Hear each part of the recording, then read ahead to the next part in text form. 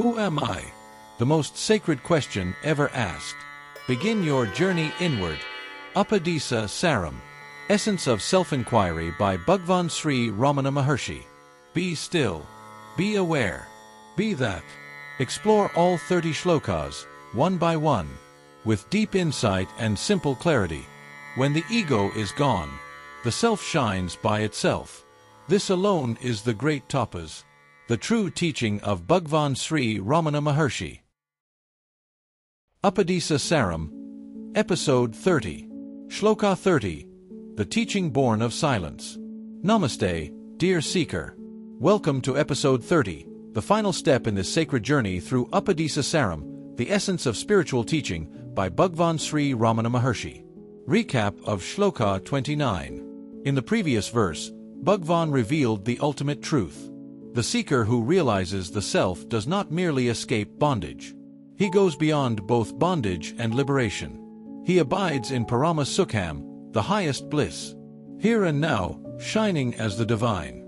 Now, as we come to the last verse, Bhagwan turns inward, not to teach more, but to reveal where this entire teaching has come from. Shloka 30.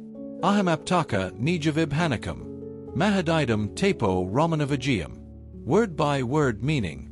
Aham-apatakam, that from which the ego, I thought, has vanished. And nijavibhanakam, which reveals the true self. Mahadidam, this great teaching. Tapa, tapas, deep spiritual practice. Ramanavak, the speech or words of Ramana. Ayam, this, is. Simple explanation.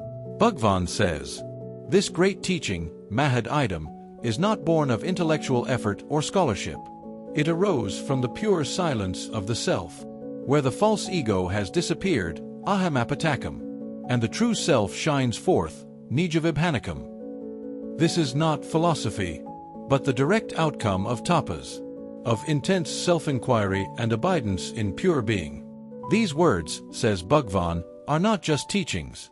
They are the fruit of inner fire, spoken not by the ego, but by the silence beyond it. Spiritual insight, the flame behind the words. Every shloka we've explored is like a lamp, but the lamp is lit by a deeper flame, the flame of inner silence, self-awareness, and surrender. Bhagwan did not merely teach, he embodied the truth. And from that stillness, Upadēśa Saram flowed forth like a river from a pure spring. Reflection. The teaching is complete. Let us pause and reflect. What have we truly learned? We have learned to turn inward, to inquire, who am I? To let go of the false ego, to abide in silent awareness, to recognize that God and the self are not two, and that the bliss we seek is our very nature. Closing analogy, the ocean returns to itself.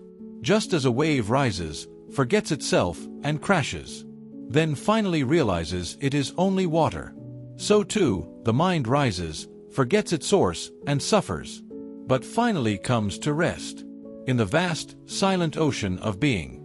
Final closing message. Dear soul, this concludes the 30 verses of Upadēśa Saram. These teachings are not to be stored in memory, but to be lived quietly, in stillness, attention, surrender, and love. Whenever restlessness returns, remember, the self is ever present. It needs no becoming, only being. Thank you for walking this sacred path with devotion and sincerity. May Bhagwan's grace guide you gently, from thought to silence, from ego to essence, from the many to the one. If this series has touched your heart, please like, comment, share, and subscribe, so that this lamp may light another seeking soul. Be still. Be free. Be that. Thank you.